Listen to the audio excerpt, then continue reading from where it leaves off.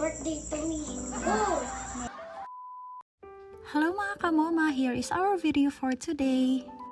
Nung Sunday nga po pala mga kamoma, September 24 ay birthday ng aking bunso. At syempre bago yan magsisimba muna kami mga kamoma. Then after simba pupunta na rin kami sa SM. Pero bago yan, syempre kakain muna ang moma nyo. Ganito talaga ako mga kamoma, kapag nagme-merienda ako, kanin yung minimerienda ko. So, ang napili nga po pala ng mga bata mga kamoma ay dito sa Showcase. Kaya dito na po kami nagbunting salo-salo mga kamoma. Para at least pag uwi sa bahay matutulog na kami at wala nang hugasan. At para tipid na rin mga kamoma dahil since last week pa gusto ng mga batang kumain ng spaghetti at saka pizza. At ang in-order nga po pala namin mga kamoma yung Good for 7. Tigurang naman jud kay na akong banaw pero sige lang. Importante na aki sa wala. So ayun, kinausap ko nga si Apa mga kamoma na bibili mo na ako ng cake. Sabi niya mamaya na lang pala after dinner. Sabi ko hindi, dapat Ngayon na kaagad kasi para masali dyan sa picture natin. Sabi ko hindi naman natin kakantahan dito, dalhin lang natin at dun ulit tayo sa bahay magkantahan. So at ayun mga kamoma, pumayag na nga si Apa. Syempre habang naghihintay ako, bibili mo na ako ng cake.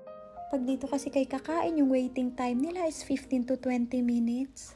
Kaya may time mga kamoma, ang ginagawa ko, nauna muna ako mag-order.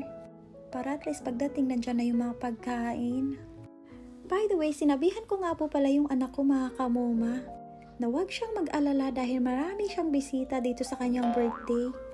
Meron sa gilid namin, meron sa harap, meron sa likod. Yun nga lang, sila na yung magbabayad ng bills nila. O diba? Kaya happy birthday bunso. Napakabilis talaga ng panahon mga kamoma. Nung pinanganak ko to si bunso, hinimatay talaga ako. Nandilim yung mga paningin ko at nakakita Ako ng maraming star. Buti sana yung star na yun pwede mong ma-withdraw, kaso hindi. At ito na nga si Apa, nagbitbit na ng mga leftover para sa kanyang anak na aso. Gusto niya lagi sa ating kumakain kami sa labas ay meron siyang pasalubong sa mga anak niyang aso. By the way mga kamoma, kayo ba, saan ba kayo mas nahihirapan nung nanganak kayo?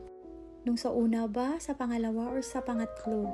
Sa akin kasi yung una ko napaka-easy, tapos yung second, mahirap, tapos nung third na yun na yung pinakamahirap sa lahat mga kamoma. Tapos sabi ko siguro kung ika-4th time ulit ako mabuntis, baka hindi ko na talaga kaya.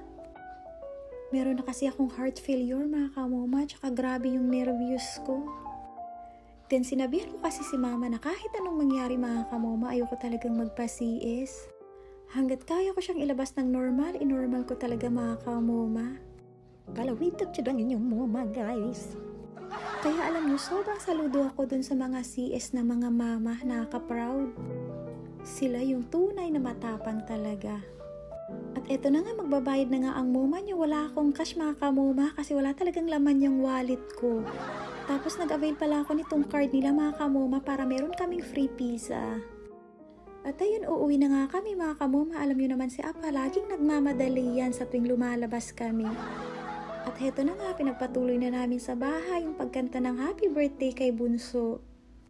Ang cute ng design ng kanyang cake. Saktong-sakto lang sa kanya mga kamoma.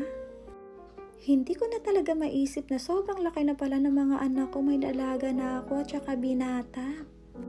So ayan, magpa-picture na kaming 5. Best in mood talaga yan si Apa kapag nakatikim ng kanyang paboritong malamig na inumin. Ready? Let's go. 1, 2, 3, go! Happy birthday to you. Happy birthday to you.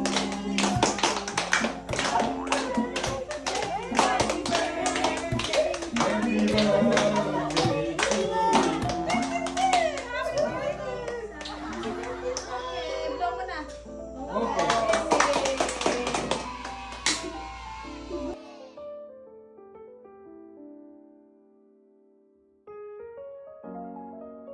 Ayan mga kamoma, kahit simpleng handaan lang, at least nakaraos kami.